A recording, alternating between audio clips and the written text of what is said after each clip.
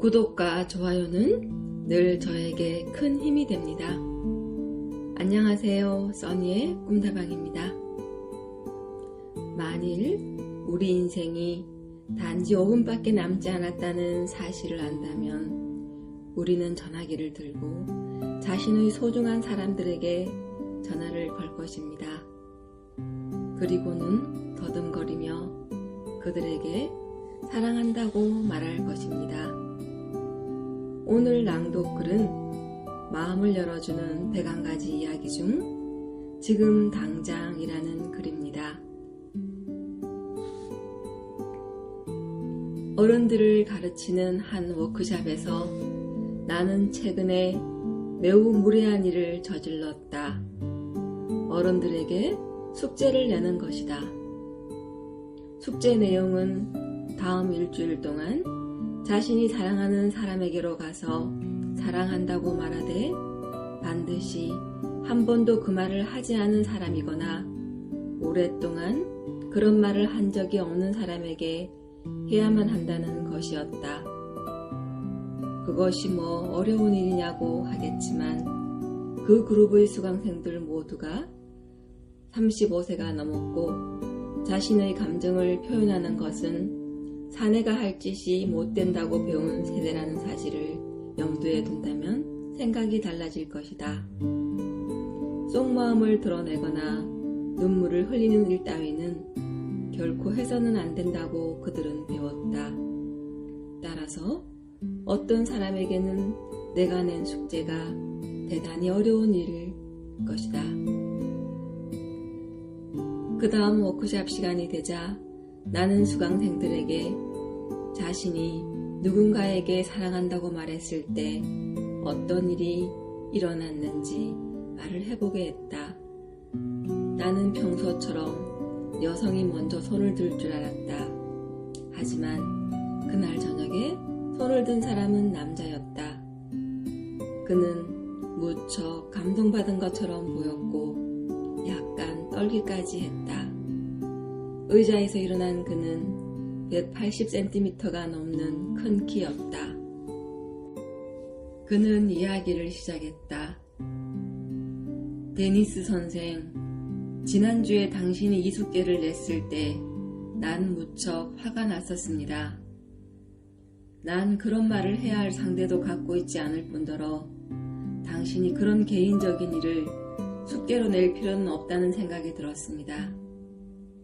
하지만 차를 몰고 집으로 돌아가는데 내 양심이 나에게 말을 걸기 시작하더군요. 내가 누구에게 사랑한다는 말을 해야만 하는지 내 스스로 잘 알고 있지 않느냐고 양심이 말을 하는 것이었습니다. 5해 전에 나는 아버지와 어떤 문제로 심하게 다퉜고 그 이후로 그 감정을 그대로 아는 채 살아왔습니다. 우리는 크리스마스 때나 다른 불가피한 가족 모임을 제외하고는 서로 마주치기를 꺼려했지요. 지난주 화요일 당신의 워크숍에 참석하고 나서 나는 차를 몰고 집에 도착할 무렵 나는 아버지에게로 가서 사랑한다는 말을 해야만 한다고 내 자신을 설득했습니다. 우스운 행동이긴 하지만 일단 결정을 내리자 마음의 무거운 짐이 덜어지는 게 느껴지더군요. 집에 도착한 즉시 나는 집 안으로 뛰어들어가 아내에게 내 계획을 말했습니다. 아내는 이미 잠자리에 든 후였지만 난 아내를 흔들어 깨웠습니다. 내 이야기를 듣자 침대에 누워있던 아내는 벌떡 일어나더니 나를 껴안는 것이었습니다. 아내는 결혼 후 처음으로 내가 눈물을 흘리는 것을 봤습니다. 우리는 밤 늦도록 커피를 마시며 얘기를 나눴지요. 정말 멋진 밤이었습니다. 다음날 아침 나는 어느 해 때보다 일찍 밝은 기분으로 일어났습니다. 사실 너무 흥분해서 제대로 잠을 이룰 수가 없었지요. 난 일찍 사무실로 가서 전에는 하루 종일 걸렸던 일들을 2시간 만에 해치웠습니다. 오전 9시에 난 아버지에게 전화를 걸었습니다. 아버지가 전화를 받았을 때 난 간단히 이렇게만 말했습니다. 아버지, 오늘 저녁 퇴근길에 잠깐 들러도 될까요? 드릴 말씀이 있어서요. 그러자 아버지는 기분이 언짢은 듯 뭐 때문에 그러니 하고 되물으시더군요. 오래 시간을 빼앗진 않을 거라고 안심시켜 드렸더니 아버지는 마지못해 승낙을 하셨습니다. 오후 5시 반에 난 아버지의 집으로 가서 초인종을 눌렀습니다. 아버지가 문을 열고 나오시기를 기도하면서 말입니다. 만일 어머니가 나오시면 나 자신은 금방 겁쟁이가 되어 어머니에게 대신 그 말을 하게 될까봐 겁이 났던 겁니다. 다행히 아버지가 문을 여셨습니다. 난 시간을 끌 필요도 없이 곧장 문 안으로 한 걸음 들어가 아버지에게 말했습니다. 아버지, 사랑한다는 말씀을 드리려고 왔어요. 전 아버지를 누구보다도 사랑해요. 그 순간 아버지의 내면에 큰 변화가 일어난 듯 했습니다. 내가 보는 앞에서 아버지는 얼굴이 부드러워지더니 주름살이 사라지면서 눈물을 흘리기 시작하셨어요.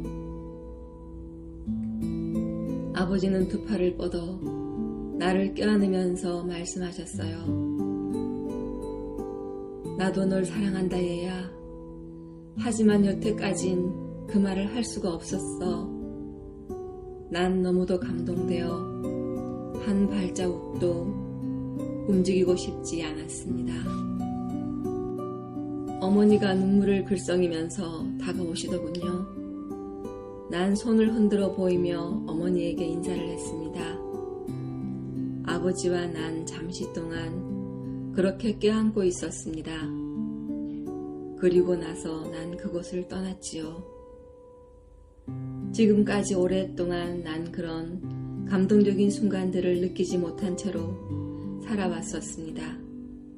하지만 내가 말하려고 하는 건 그게 아닙니다. 내가 방문한 이틀 후 아버지께서 그만 심장마비로 쓰러져 병원에 입원하셨습니다. 그동안 심장병을 심하게 앓으면서도 내게는 아무 말씀도 하지 않으셨던 것입니다. 아버지는 아직도 의식불명 상태이고 과연 깨어날 수 있을지 의문입니다. 그래서 이 워크숍에 참석한 여러분들에게 말씀드리고자 하는 것은 해야만 한다고 느끼는 일은 미루지 말라는 것입니다.